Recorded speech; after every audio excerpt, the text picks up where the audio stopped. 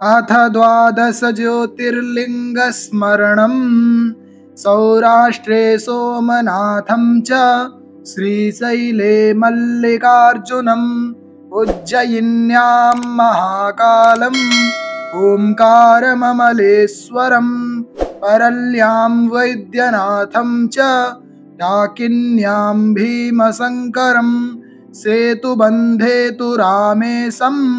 नागेशं दारुकावने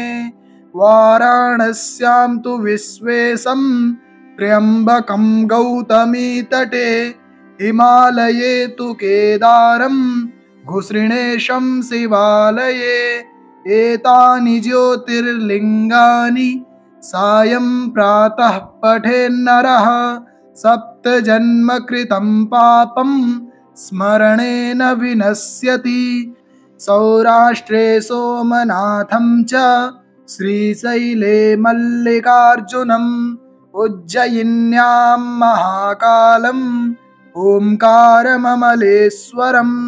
परल्यां वैद्यनाथं च डाकिन्यां भीमशङ्करम् सेतुबन्धे तु रामेशं नागेशं दारुकावने वाराणस्यां तु विश्वेशं त्र्यम्बकं गौतमीतटे हिमालये तु केदारं घुसृणेशं शिवालये एतानि ज्योतिर्लिङ्गानि सायं प्रातः पठेन्नरः सप्तजन्मकृतं पापं स्मरणेन विनश्यति। सौराष्ट्रे सोमनाथं च श्रीशैले मल्लिकार्जुनम् उज्जयिन्यां महाकालम् ओङ्कारममलेश्वरम् परल्यां वैद्यनाथं च डाकिन्यां भीमशङ्करम् सेतुबन्धे तु रामेशं नागेशं दारुकावने वाराणस्यां तु विश्वेशं त्र्यम्बकं गौतमीतटे हिमालये तु केदारं घुसृणेशं शिवालये एतानि ज्योतिर्लिङ्गानि सायं प्रातः पठेन्नरः सप्तजन्मकृतं पापं स्मरणेन विनश्यति। सौराष्ट्रे सोमनाथं च श्रीशैले मल्लिकार्जुनम् उज्जयिन्यां महाकालम् ओङ्कारममलेश्वरम् परल्यां वैद्यनाथं च डाकिन्यां भीमशङ्करम् सेतुबन्धे तु रामेशं नागेशं दारुकावने वाराणस्यां तु विश्वेशं त्र्यम्बकं गौतमीतटे हिमालये तु केदारं घुसृणेशं शिवालये एतानि ज्योतिर्लिङ्गानि सायं प्रातः पठेन्नरः सप्तजन्मकृतं पापं स्मरणेन विनश्यति। सौराष्ट्रे सोमनाथं च श्रीशैले मल्लिकार्जुनम् उज्जयिन्यां महाकालम् ओङ्कारममलेश्वरम् परल्यां वैद्यनाथं च डाकिन्यां भीमशङ्करम् सेतुबन्धे तु रामेशं नागेशं दारुकावने वाराणस्यां तु विश्वेशं त्र्यम्बकं गौतमीतटे हिमालये तु केदारं घुसृणेशं शिवालये एतानि ज्योतिर्लिङ्गानि सायं प्रातः पठेन्नरः सप्तजन्मकृतं पापं स्मरणेन विनश्यति। सौराष्ट्रे सोमनाथं च श्रीशैले मल्लिकार्जुनम् उज्जयिन्यां महाकालम् ओङ्कारममलेश्वरम् परल्यां वैद्यनाथं च डाकिन्यां भीमशङ्करम् सेतुबन्धे तु रामेशं नागेशं दारुकावने वाराणस्यां तु विश्वेशं त्र्यम्बकं गौतमीतटे हिमालये तु केदारं घुसृणेशं शिवालये एतानि ज्योतिर्लिङ्गानि सायं प्रातः पठेन्नरः सप्तजन्मकृतं पापं स्मरणेन विनश्यति। सौराष्ट्रे सोमनाथं च श्रीशैले मल्लिकार्जुनम् उज्जयिन्यां महाकालम् ओंकारममलेश्वरं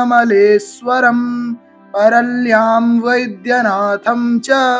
डाकिन्यां भीमशङ्करं सेतुबन्धे तु रामेशं नागेशं दारुकावने वाराणस्यां तु विश्वेशं त्र्यम्बकं गौतमीतटे हिमालये तु केदारं घुसृणेशं शिवालये एतानि ज्योतिर्लिङ्गानि सायं प्रातः पठेन्नरः सप्तजन्मकृतं पापं स्मरणेन विनश्यति। सौराष्ट्रे सोमनाथं च श्रीशैले मल्लिकार्जुनम् उज्जयिन्यां महाकालम् ओंकारममलेश्वरं परल्यां वैद्यनाथं च डाकिन्यां भीमशङ्करं सेतुबन्धे तु रामेशं नागेशं दारुकावने वाराणस्यां तु विश्वेशं त्र्यम्बकं गौतमीतटे हिमालये तु केदारं घुसृणेशं शिवालये एतानि ज्योतिर्लिङ्गानि सायं प्रातः पठेन्नरः सप्तजन्मकृतं पापं स्मरणेन विनश्यति। सौराष्ट्रे सोमनाथं च श्रीशैले मल्लिकार्जुनम् उज्जयिन्यां महाकालम् ओंकारममलेश्वरं परल्यां वैद्यनाथं च डाकिन्यां भीमशङ्करं सेतुबन्धे तु रामेशं नागेशं दारुकावने वाराणस्यां तु विश्वेशं त्र्यम्बकं गौतमीतटे हिमालये तु केदारं घुसृणेशं शिवालये एतानि ज्योतिर्लिङ्गानि सायं प्रातः पठेन्नरः सप्तजन्मकृतं पापं स्मरणेन विनश्यति। सौराष्ट्रे सोमनाथं च श्रीशैले मल्लिकार्जुनम् उज्जयिन्यां महाकालम् ओंकारममलेश्वरं परल्यां वैद्यनाथं च डाकिन्यां भीमशङ्करं सेतुबन्धे तु रामेशं नागेशं दारुकावने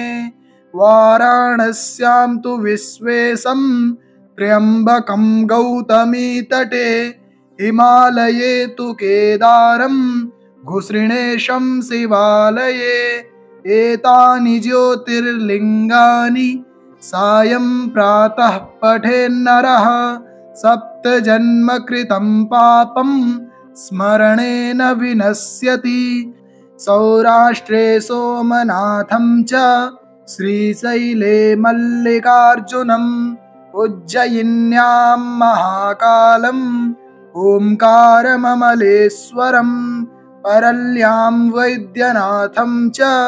डाकिन्यां भीमशङ्करं सेतुबन्धे तु रामेशं नागेशं दारुकावने वाराणस्यां तु विश्वेशं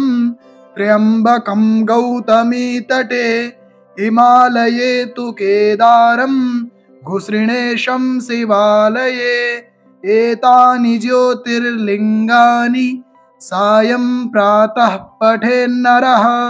सप्तजन्मकृतं पापं स्मरणेन विनश्यति। इति 12 ज्योतिर्लिङ्गस्मरणं सम्पूर्णम्।